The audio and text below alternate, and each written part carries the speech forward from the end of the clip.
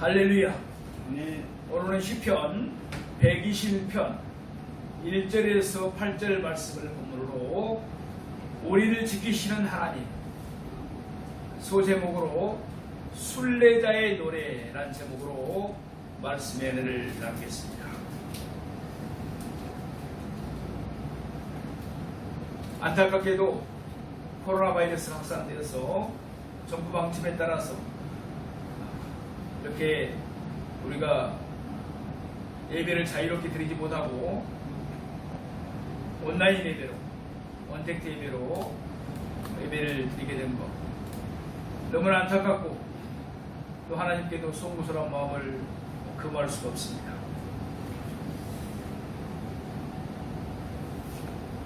첫 번째, 우리 인생은 험한 순례의 길이라고 할 수 있습니다. 시편에는 대부분 그 시의 제목의 역할을 하는 간단한 주석이 달려 있습니다. 그 중에서도 시편 120편에서 134편은 성전으로 올라가는 노래라는 주석이 붙어 있습니다. 이스라엘 백성들이 이스라엘의 3대 절기라고 할 수 있는 유월절, 오순절, 초막절 등 중요한 종교적 절기 때마다 성전으로 올라갈 때 불렀던 노래라는 뜻입니다. 이스라엘은 성전으로 올라가면서 기쁨의 노래를 부르는 사람들이었습니다. 여기서 잠시 이스라엘의 순례의 길을 살펴보겠습니다. 요즘의 여행이야 자동차로 움직이고 또 비행기로 움직이고 좋은 콘도나 호텔에서 쉴 수 있어 나름대로 편한 가운데 여행을 할 수가 있습니다. 전에 부산에서 어느 노회에서 말씀을 전해주시고 치유사역을 하루만 좀 해달라고 해서 가보니까 서울역에서 부산까지 저쪽 가는데 KTX 1시간 40분밖에 안 걸리는 것을 보았습니다. 참으로 빠른 시대입니다. 그러나 그 당시에는 그러지 않았다는 것이죠. 당시 이스라엘 백성들의 여행은 그렇지 않았습니다. 너무나 험난한 길들이었습니다. 곳곳도 고래야 했습니다. 잠은 좁은 방에서 여러 사람이 함께 잠으로 칼잠을 자야 했습니다. 그것도 여의치 못하면 마국간에서 자거나 더 심한 경우 길에서 돌을 베개 삼아 잠을 자야만 했습니다. 그런데 순례자들에게 있어서 더 큰 어려움이 있었습니다. 그것은 바로 강도들로부터의 위험이었습니다. 순례자들에게는 재물을 사기 위한 돈이 두둑이 있었을 것입니다. 그러니 명절 특수를 노린 강도들이 기승을 부렸을 것이고 그들로부터 재물을 사기 위한 돈을 지키기 위해서는 한시도 경계를 견리할 수 없었습니다. 그것이 오히려 더 큰 어려움이었었던 것입니다. 성도의 일생은 새 예루살렘으로 올라가는 순례의 여정이라고 할 수 있습니다. 한 해 한 해 하루하루가 새 예루살렘으로 향해 가는 발걸음입니다. 이 인생은 이스라엘의 순례자들처럼 고단한 여행길입니다. 코로나 바이러스의 확산으로 지난 19일 0시부터 서울, 경기, 인천의 교회들은 비대면 온라인 예배만 허용한다는 정부의 방침이 내려졌습니다. 또 오늘부터는 전국적으로 확대되었습니다. 참으로 안타까운 일이 아닐 수가 없습니다. 먼저 우리 믿는 자들의 허물과 죄를 주님께 잡아가고 긴 노중이라도 공유를 베풀어 주시기를 간구하십시다. 두 번째, 나의 도움이 어디서 올까? 1절에서 2절 말씀입니다. 우리 한번 큰 목소리로 1절에서 2절 말씀을 합독하겠습니다. 내가 산을 향하여 눈을 들리라. 시작. 내가 산을 향하여 눈을 들리라. 나의 도움이 어디서 올까? 나의 도움은 천지를 지으신 여호와께서로다. 아멘. 오늘 본문의 순례자들은 그렇게 험한 길을 뚫고 예루살렘으로 올라가고 있습니다. 뭐하기 위해서? 하나님께 제사를 지내기 위해서. 아멘. 그러나 그저 두려워하며 걷기만 하는 것은 아닙니다. 그들은 즐거움에 노래를 부릅니다. 새 예루살렘으로 올라가는 인생을 사는 성도들도 이와 같아야 될 줄로 믿습니다. 비록 험난한 길을 가는 중이지만 우리의 목표는 새 예루살렘에서 우리의 주님을 만나는 것이기 때문에 상황을 극복하는 노래를 불러야 하는 것입니다. 그와 같은 즐거운 노래를 위해서 본문으로부터 지혜를 얻기를 원합니다. 우리 오늘 시편 121편 1절에 보면은 내가 산을 향하여 눈을 들리라 나의 도움이 어디서 올까? 아멘. 내가 산을 향하여 눈을 들리라는 구절은 노래하는 순례자가 자신의 목적지를 먼저 밝히고 있는 부분입니다. 즉 노래하는 성도는 지금 예루살렘을 향하고 있습니다. 우리가 새 예루살렘을 향해 길을 떠나는 것과 일반이라고 할 수 있습니다. 나의 도움이 어디서 올까? 라는 구절은 노래하는 순례자가 걱정하고 있음을 나타냅니다. 비록 하나님의 나라를 향한 순례의 길이지만 그 길이 결코 순탄치만은 않다는 사실을 그는 잘 알고 있기 때문에 그렇습니다. 순례자의 고민이 담겨 있습니다. 이것이 우리의 인생이라고 할 수 있습니다. 분명 믿음을 가지고 성령님과 함께 새 예루살렘으로 떠나는 인생인데 그럼에도 불구하고 언제나 걱정과 근심이 떠나지 않는 것이 현실입니다. 건강, 안전, 경제, 여러 문제들 인해서 하루하루가 걱정이라고 할 수 있습니다. 특히나 이 상황에서는 코로나 바이러스로 어려움을 당하고 있는 상황, 또 긴 장마로 전국이 여러 가지 피해를 입은 상황에서 이런 여러 가지 어려움이 있을 수밖에 없습니다. 걱정이 있을 수밖에 없습니다. 그래서 우리는 나름대로 대책을 세우기도 합니다. 건강을 위해서 운동을 합니다. 안전을 위해서는 방거리 조심하고 어린이들에게는 이 지추적을 위한 장치들을 달아주기도 합니다. 그것도 불안하면 CCTV를 설치하기도 합니다. 어떤 사람은 우리나라는 CCTV 공화국이라고 합니다. 정말 가는 곳마다 CCTV가 있습니다. 하물며 버스와 전철 안에도 있습니다. 더 불안한 사람들은 사설 병원들을 데리고 다니기도 합니다. 근데 사랑하시는 여러분, 저는 CCTV를 보면서 이런 생각을 합니다. 우리 사람이 기술로 개발한 CCTV가 나의 일거수일투족을 다 촬영하고 있다면 전지전능하신 하나님은 그보다도 더 하신다는 것을 저는 늘 명심합니다. 전지전능하신 하나님은 우리 일거수일투족만 촬영하시는 것이 아니라 보고 계시는 것이 아니라 내가 생각하는 것, 내가 일어서고 앉는 것까지도 다 보고 계시는 줄로 믿습니다. 그러므로 사랑하시는 여러분, 우리는 코람데오의 정신으로 이 세상을 살아야 될 줄로 믿습니다. 신재능식을 가지고 하나님은 언제든지 나를 보고 계신다는 마음으로 살아야 될 줄로 믿습니다. 창세기에 나오는 요셉을 우리는 잘 알고 있습니다. 그런 형님들의 시기 질투로 인해서 결국 부정리에 빠졌다가 그것도 부족해서 미디안 상구들에게 팔려버립니다. 결국 애굽으로 팔려간 그는 보디발 장군 집에서 종이 되어서 생활합니다. 그런데 보디발 장군 부인이, 아내가 요셉과 동침하자고 눈짓을 수없이 합니다. 이제 요셉과 보디발 장군 아내가 둘만 있는데 그에게 유에게 눈길을 보내고 그와 동침하자고 합니다. 그때 요셉은 보디발 장군의 아내의 손길을 뿌리치고 옷을 그냥 잡은 것을 뿌리치고 그 자리를 뛰쳐 도망한 줄로 믿습니다. 그러면서 그가 한 말이 있습니다.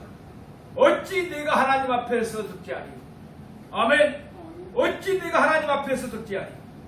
우리 한번 따라서 해보겠습니다. 코람데오. 코람데오. 코람데오. 코람데오.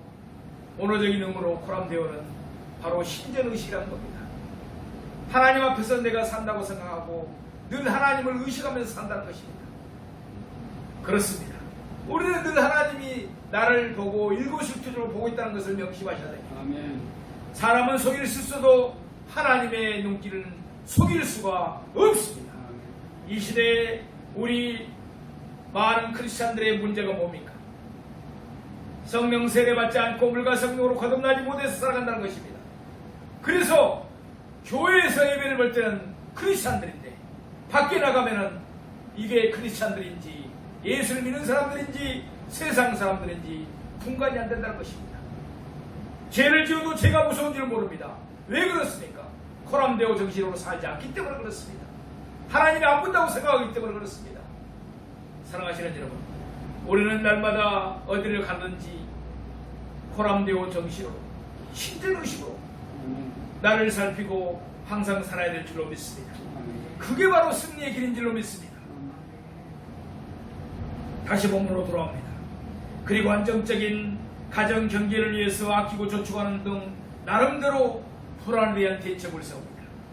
그런데 본문의 순례자는 그 대책이 우리와는 좀 다른 것을 봅니다.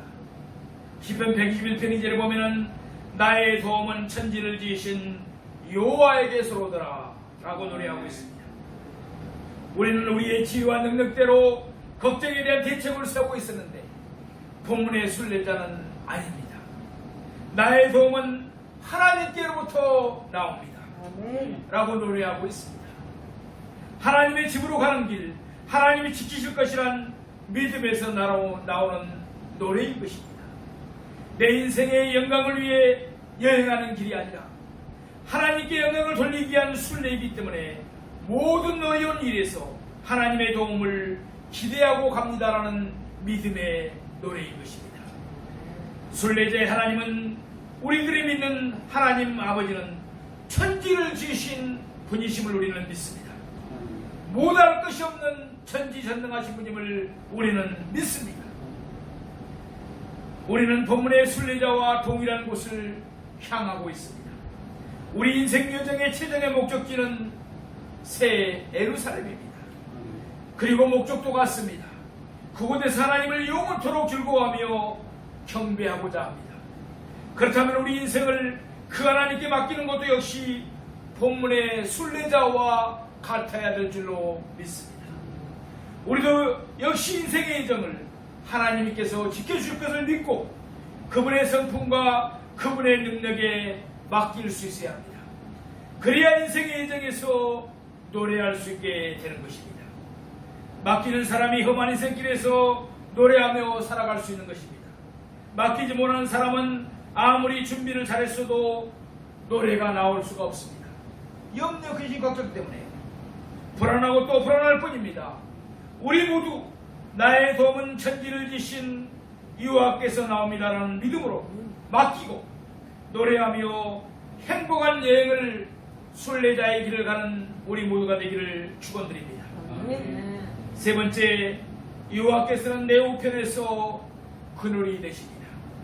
순례자는 이제 천지를 지으신 하나님의 도움을 의지하여 여행하는 동안 자기를 도울 그 여호와께서 구체적으로 어떤 도움을 어떻게 주시는지를 찬양하고 있습니다. 첫째, 순례자가 의지하는 여호와는 순례자가 헛발을 디뎌 넘어지지 않도록 졸지도 않으시고 주무시지도 않으시는 분이라고 찬양하고 있습니다. 우리 3절에서 4절 말씀을 보시겠습니다. 여호와께서 너를 실족하지 아니하게 하시며 너를 지키시는 이가 졸지 아니하시리로다. 이스라엘을 지키시는 이는 졸지도 아니하시고 주무시지도 아니하시리로다. 아멘. 그래서 순례자는 오직 여호와의 도움만을 바랍니다.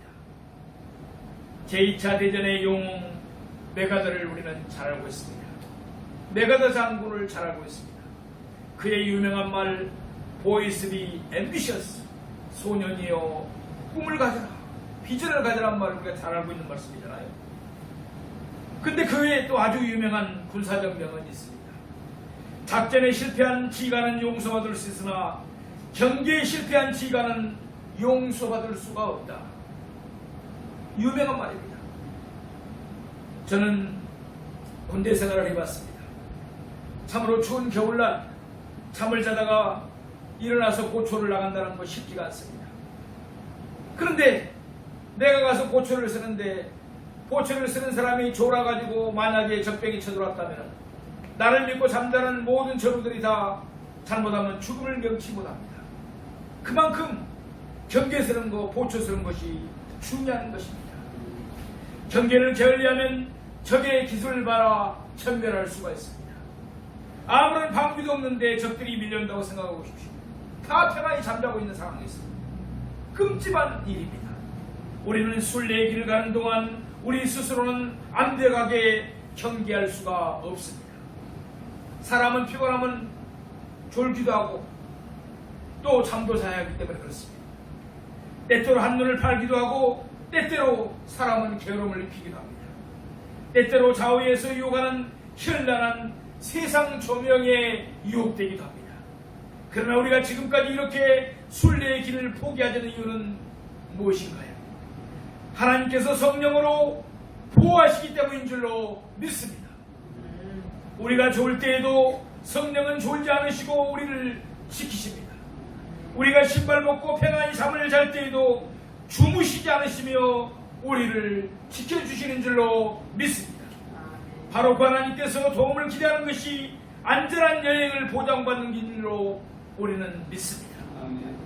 순례자가 오직 여호와의 도움만 바라는 두 번째 이유는 여호와께서는 우리가 해와 달과 한란으로부터 해를 당하지 않도록 우리의 우편에서 그늘이 되시기 때문이라고 노래하고 있습니다. 우리 5절에서 7절 말씀을 또 큰 소리로 한번 합독하도록 하겠습니다. 5절에서 7절까지 요한은 시작. 여호와는 너를 지키시는 이시다. 여호와께서 내 오른쪽에서 내 그늘이 되시나니 낮에 해가 너를 상하게 하지 아니하며 밤의 달도 너를 해치지 아니하리로다.